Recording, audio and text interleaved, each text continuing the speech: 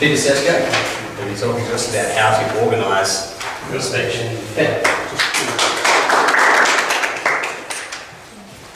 I think we can do a bit better than that.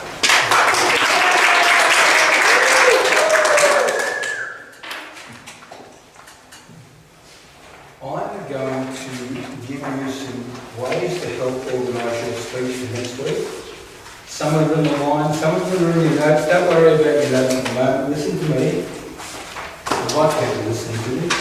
And then I'm going to give you a little speech that I've taken bits out of so it's not too long. And I want you to identify the things that I have done to that speech that fit with what I'm telling you. So listen very carefully. Speech organisation requires a number of items. One is it needs a subject.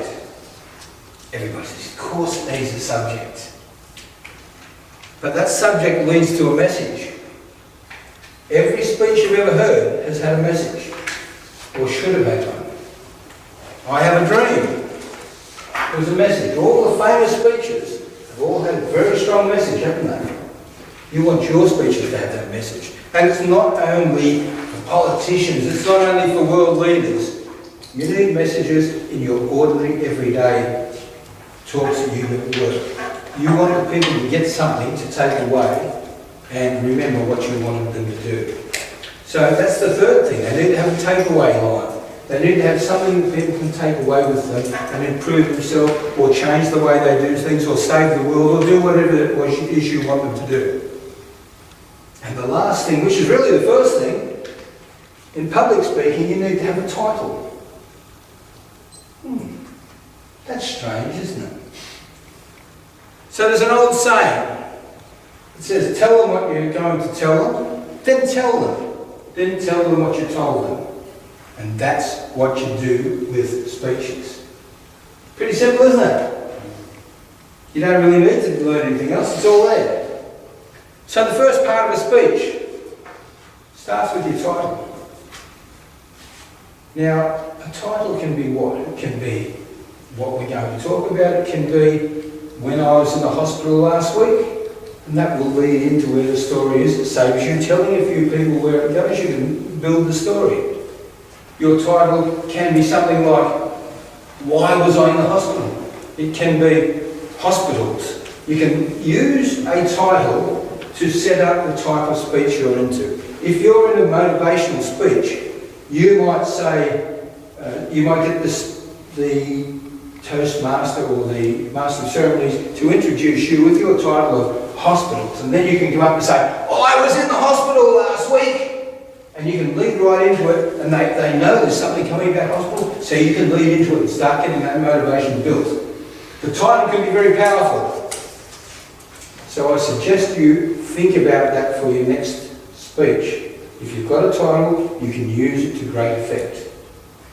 Then you come to the first part of the speech, and that's an introduction. Now the introduction should take probably about 10% of the speech. 10% of the speech. That's not much, is it? But in that introduction, what do? You introduce where you're going in the speech. You've got to get the topic going, which if you've got the title well organised, will almost fall straight into place. And then how are you going to do it? Now you've got over here, you've got prep, PPF, all those. You might be saying, I'm going to tell you about how hospitals started with Florence Nightingale and now where they are with beep machines. I don't know, I've got no idea. But you can tell people in your introduction where you're going in that speech. That makes sense, doesn't it? They have to know somehow. And then you get to the body of the speech. The body's the main part, it's the guts, it's the core. And you need to make sure your message is absolutely amplified there. And you need to do it in a small and simple way. Oftentimes when people first start doing public speaking, they try to cram everything they know about a subject in. And if I've got 7 minutes, how am I going to tell them about my life? I'm sure all of you had that problem the last couple of days. How am I going to tell them about all the things I've done in my life? There's millions of them, I'll never fit it in. So you've got to cull it down. How many stories do you have that support your message? Maximum of 3. You think, that's not much, I'm not going to be able to tell anybody. 3 stories will add credibility to you. You'll be able to embellish them, to make them bigger, to support the facts that you know these things, you've found this information, or you've done this thing, and that will be good. Any more, and people will just get confused, they'll run things into themselves, and you'll try and put too much information in. So don't have too much information. Make the information that you're putting into your speech quality information. Okay, don't go for too much. Too much will just confuse the audience. And then you come to the conclusion. We saw a lot of very good conclusions here a bit earlier.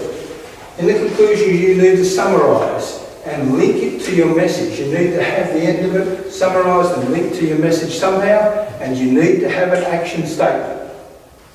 People need to go away with something that they can take from your speech. And that may be, go and ring the Prime Minister. It might be, come and help me do this. We'll move this football over with our bare hands if we need to.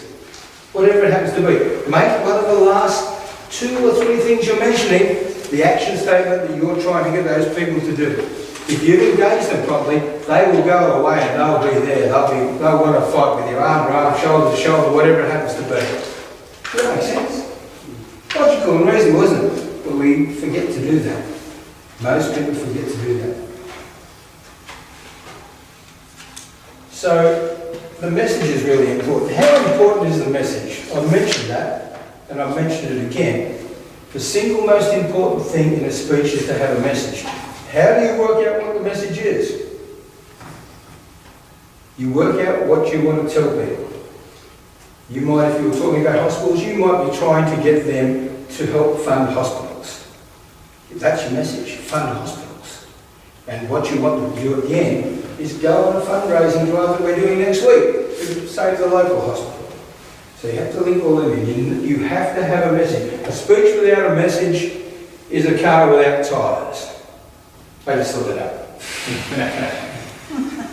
It might go somewhere, but who knows where it's going to roll. I'm going to conduct this little speech, and I want you to think about the things that I mentioned in my talk a little earlier, and we're going to have a little talk about what I put into it. I'm not going to do the body of the speech. I'll tell you what's in the body of the speech, but I'm just going to summarise it very quickly. So here's my speech. It's called Believe It or Not. Look at this common, ordinary, everyday tea bag. It's got some truly amazing properties. And I'm sure you all know that if you dip it in this hot water and touch it 3 times on the side, it will never drip again. Believe me, it won't. But they have other things. Do you know what the healing properties of tea bag are? That's what I said. Healing properties. Do you know they're used as a foot deodoriser? They kill bacteria. If you've got sunburn, they can fix that. It's not bad for mosquito bites either. The humble tea bag has been used as a skin toner, a cure for canker sores. It stops bleeding and ensures a long-lasting, incredible moistness. Not all that part's in the body, it would be a bit bigger than that. It's good for puffy eyes. And of course, using a warm tea bag 3 times a day will cure a sty in your eye. Makes it come to a head quickly. So you can see tea bags have many uses.